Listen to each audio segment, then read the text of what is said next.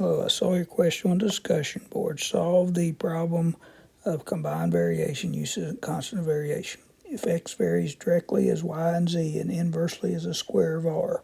So that gives you this equation here. X varies directly with y and z means x equals a k times some constant times y z. And inversely with the square of r means it's divided by, when you use the word inverse, it means divided by the square of r. They give you x is 24, y is 4, z is 16, and r is 4.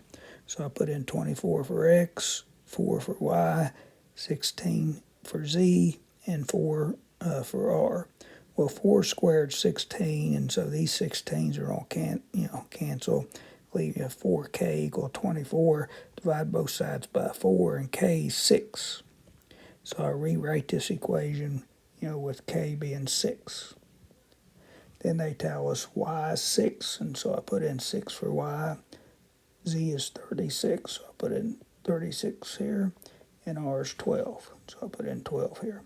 6 times 6 is 36, and then you have 36 times 36, 12 squared is 144. Put that in calculator, you get 9. Hope that helps.